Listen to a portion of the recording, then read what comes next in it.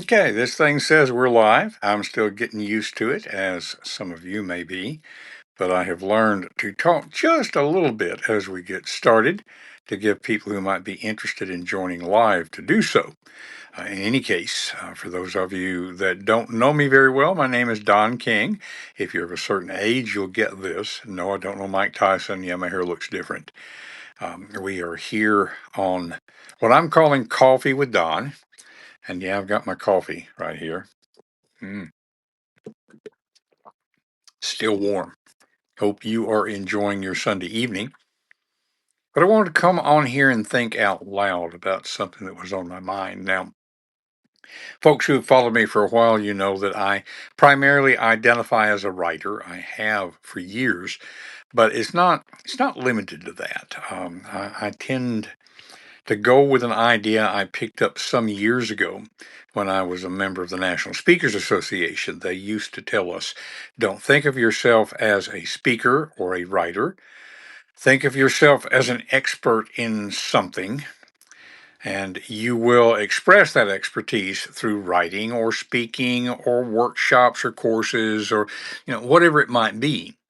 And I've kind of found that to be the case. So I think there might be a lot of creators who might be joining here, maybe following along with our ideas. So today, I want to talk a little bit about something that I've been thinking about lately, which is the difference between writing as discovery versus discovery writing. Now, within the writing field, that term discovery writing, sometimes in the United States, we refer to that as pantsing. I have learned that our friends in the United Kingdom, that word has a little different meaning to it. We mean flying by the seat of our pants, but a little more polite term is discovery writing, and it stands in comparison, not necessarily contrast, but comparison to outlining or plotting. Most of us fall along a continuum there. I consider myself what has become called a plantser. So there's some aspects of planning, of outlining, and some aspects of pantsing, the way we refer to it on this side of the pond. Um, eh, so that's discovery writing, just briefly.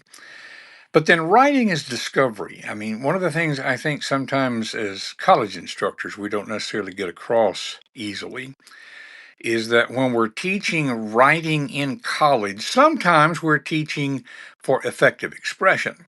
But most of the time, what we're really doing is teaching writing as a thinking tool. And that's just a different outcome that's sought, and therefore it's a different methodology. It's not bad writing, it's just different. And so the 5 paragraph essay doesn't lead to very good books or very good articles, but it really can help your thinking clarify. Same tool, different intention, you see. So, why does this matter? Well, I have found most people think clearly. I've certainly fallen into that until you try to write about it or sometimes to speak about it. I used to have students who would turn in outlines thinking they had completed a thought, and it might be that Roman numeral 1, the first main point, they would just label history. Well, what about history? Until you can put it into a sentence, you don't have a complete thought. Some people go so far as to say that the sentence is the basic unit of thought. So, for sure, we can say that writing exposes gaps and contradictions and fuzzy thinking. You don't know what you think until you see what you said. So, there is a subconscious angle to this. I have found that writing can be a very great bridge between the subconscious and the conscious mind. Uh, Thoughts show up when I'm writing, especially if I'm writing as discovery. Thoughts show up that I just hadn't planned. Um, yeah, it's been said by so many writers, and so I can't track it down to an original source, but the idea is how do I know what I think until I've written about it? And that's my experience, especially with writing as discovery. It's almost like I'm having a conversation with somebody else. It feels like sometimes, where did that come from? Sometimes it's like this external voice. This is where the idea of the muse might come from. Now, it sounds mystical. Maybe it is. Maybe it's just psychology. Whatever it is, it can certainly feel that way. And so here's my working theory on this. I think our brains are always processing constantly in the background. Writing slows the thinking down enough to be able to catch it, to grab one of those volatile ideas that evaporate so easily, and to put it into some form. It's less about creating ideas as revealing them. Now, I've already talked about discovery writing as being a means of producing ultimately finished work, something that is intended for an audience. But when I'm talking about writing as discovery, this could be like writing in your journal. The whole point of it is to help to understand your own thinking, and you'll never show that to anybody else. It's just using the same tool in different ways. So, one of the ways that we do this, Julia Cameron, in her book The Artist's Way, famously wrote about morning pages. I adapt that for my own ADHD, not to take away from her methodology, but I have found that just a 5 minute dictation brain dump, setting a timer maybe for 10 minutes. And honestly, I do better at typing on a keyboard than at writing by hand. Cameron's methodology insists on handwriting, and there's good reasons for that, but I have good reasons for doing it on a keyboard. One of those ways, whether it is a 5 minute dictation or 10 minutes of keyboarding, performs a brain dump. And I find that to be useful. You can start with a vague idea and you can discover the real point halfway through.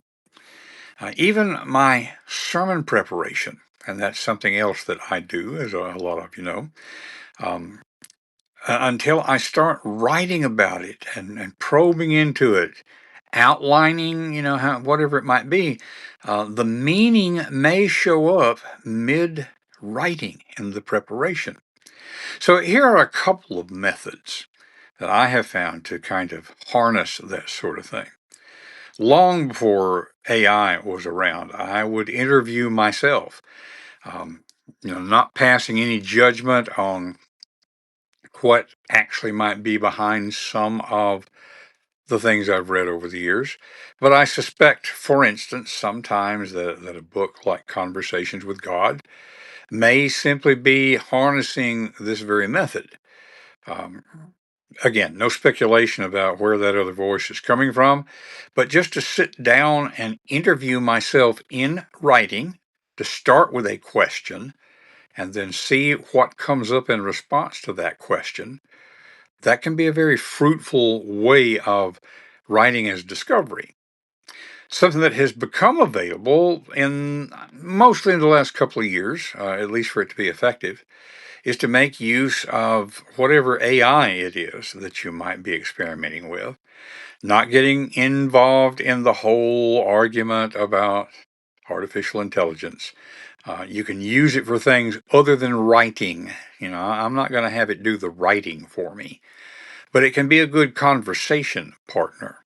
And one of the things that I have found to be helpful would be to tell my chat GPT to interview me on my thoughts around a particular topic. It's better to do it with a human, but other humans have time commitments.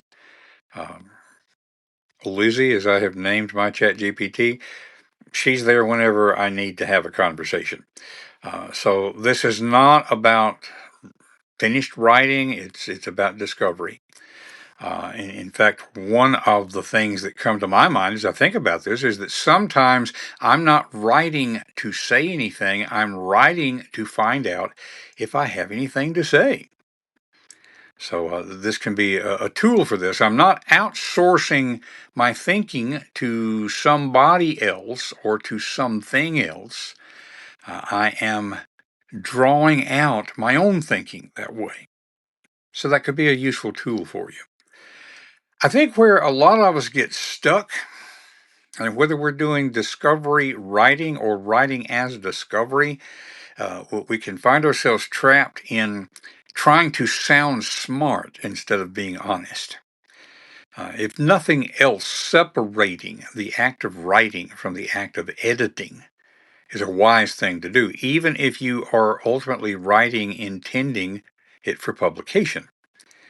But especially if you are using writing as discovery, you're never going to show that to anybody else. So don't worry about punctuation. Don't worry about spelling. Don't worry about the grammar. Certainly don't worry about sounding smart. You are the writer, but you're also the material. So here's a simple way to try this. Start with what we might call a messy question. A messy question. It might be something like, what am I really trying to say about this, whatever this is? What's bothering me about this? And then just write without trying to fix it. Look for surprises, not polish. And so I want to leave anybody who comes across this recording, because as near as I could tell, nobody joined us live, which is okay. But with this closing thought, writing is not just expression, it's also excavation. I hope that you are able in some fashion to use writing, whether you ever intend to publish or not, to use it as a tool for thinking. And if you find yourself struggling with that, be kind to yourself. Remember, nobody else is going to judge you, although we recognize that most of us judge ourselves more harshly than anybody else ever will. Just be kind to yourself and see if approaching this tool this way isn't useful to you. We'll see you next time, right here on King's Chronicles and whatever we do with this platform.